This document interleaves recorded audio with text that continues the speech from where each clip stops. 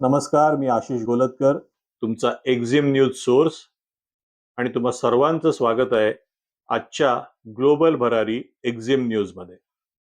सोमवार ते शुक्रवार रोज संध्याकाळी 7:30 वाजता आपण भारतातील आणि जागतिक अशा घडामोडींचा आढावा घेतो ज्याचा भारतीय एक्झिम इंडस्ट्रीवर परिणाम होऊ शकतो. चला तर सुरुवात करूया आजच्या प्रमुख बातम्यांपासून. जीएसटी मध्ये सुधारणा, HSN वाईज रेट्स. भारत सरकारने जीएसटी स्ट्रक्चर सुलभ करत 5% आणि 18% अशा दोन मुख्य स्लॅब्स जाहीर केल्या आहेत. आणि सीन किंवा लक्झरी आयटमसाठी 40% हा टॉप स्लॅब ठेवला आहे. हे बदल 22 सप्टेंबर पासून लागू होणार आहेत. काउन्सिलने HSN वाईज रेट चेंजेसची यादी लवकरच देण्यात येईल असं सांगितलं आहे. त्यामुळे इम्पोर्टवर पडणारा IGST आणि एक्सपोर्टर्सच्या ITC किंवा रिफंड सायकलवर परिणाम दिसू शकतो. एक्सपोर्टर इम्पोर्टर्ससाठी काय ऍक्शन प्लॅन असायला हवा? तर तुमचं प्रोडक्ट HSN नुसार कोणत्या नवीन स्लॅबमध्ये आहे हे लगेच तपासा. सप्लाय कॉन्ट्रॅक्ट्स, प्राइस लिस्ट आणि foreign buyer quotations 22 September cut off लक्षात ठेवून रिवाइज करा.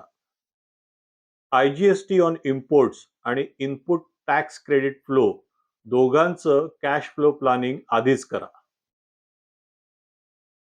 India Exim bank Q3 export अंदाज. इंडिया एक्झिम बँकच्या एक्सपोर्ट लिडिंग इंडेक्स नुसार Q3 ऑक्टोबर ते डिसेंबर आर्थिक वर्ष 26 साठी मर्चंडाइज एक्सपोर्ट्स अंदाजे $107.5 बिलियन पर्यंत पोहोचू शकतो, ज्यात नॉन ऑइल एक्सपोर्टसाठी ही संख्या $91.7 बिलियन पर्यंत जाण्याची शक्यता आहे. हा अंदाज सांगतो की एक्सपोर्टर्स यंदा निर्यात क्षेत्रात पूर्वीपेक्षा जास्त स्पर्धात्मक राहू शकतात.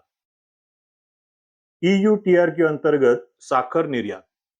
DGFTने EU साठी 5,841 मेट्रिक टन साखरेचं TRQ अलोकेशन जाहीर केलंय आणि याची विंडो असणार आहे ऑक्टोबर 2025 ते सप्टेंबर 2026. एक्सपोर्टर्ससाठी काय ऍक्शन प्लॅन असायला हवा? संबंधित साखर मिल्स किंवा ट्रेडर्सनी पात्रता निकष COO म्हणजेच सर्टिफिकेट ऑफ ओरिजिन आणि शिपमेंट टाइमलाईन्स लगेच तपासून घ्याव्यात. कॉन्ट्रॅक्ट्समध्ये डिलिव्हरी विंडोज व युरोपियन क्वालिटी आणि लेबलिंग कंडिशन्स सुद्धा स्पष्ट कराव्यात. आता बघूया झटपट बातम्या. कंटेनर फ्रेट दर कमी. ड्रुरी वर्ल्ड कंटेनर इंडेक्स अलीकडेच 6% घसरला. कंटेनराइज फ्रेट इंडेक्स सुद्धा मागील महिन्यात घट दाखवतो. शॉर्ट टर्म मध्ये शिपिंग कॉस्ट थोडी स्वस्त. भारत US व्यापार चर्चा. नोव्हेंबर पर्यंत बायलॅटरल ट्रेड अग्रीमेंटचे लक्ष. टॅरिफ आणि मार्केट ऍक्सेसवर सकारात्मक परिणाम होऊ शकतो. केमिकल सेक्टर सायन अपडेट. DGFTने काही केमिकलसाठी नवीन सायन म्हणजेच स्टँडर्ड इनपुट आउटपुट नॉर्म्स जारी केले आणि यामुळे ड्युटी फ्री इम्पोर्ट नॉर्म्स मध्ये अधिक स्पष्टता मिळणार आहे. Air cargo trend. Asia Europe air freight rates गेल्या आठवड्यात 5%वर. नॉर्थ अमेरिका लेन्सवर दरात सौम्य घट. हाय व्हॅल्यू आणि पेरिशेबल मालासाठी रूटिंग ऑप्टिमाइज करावे. आणि आता आजची एक्झिम टिप. HSN प्रमाणे किमती ठरवा. 22 सप्टेंबर नंतरच्या शिपमेंटसाठी नवीन GST स्लॅब ध्यानात घेऊन 2 कोट स्ट्रॅटेजी ठेवा. 22 सप्टेंबर पूर्वी डिस्पॅच सध्याचा स्लॅब. 22 सप्टेंबर नंतर नवीन स्लॅब. यामुळे बायरला स्पष्टता आणि तुम्हाला कॅश फ्लो निश्चिती मिळेल. आणि आता क्विक रिकॅप. GST 2 स्लॅब्स मध्ये. टॉप स्लॅब 40% 22 सप्टेंबर पासून. एक्झिम बँक Q3 निर्यात अंदाज $107.5 अब्ज. DGFT कडून TRQ अलोकेशन.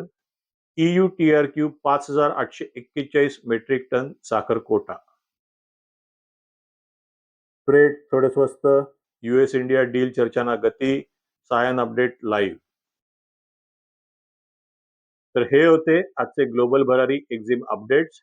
उपयोगी वाटत असतील तर चॅनल सबस्क्राईब करा, बेल आयकॉन प्रेस करा, जेणेकरून आपण रोज संध्याकाळी 7:30 ला भेटूया. आणि मी आशिष गोलतकर आता तुमची रजा घेतो. नमस्कार.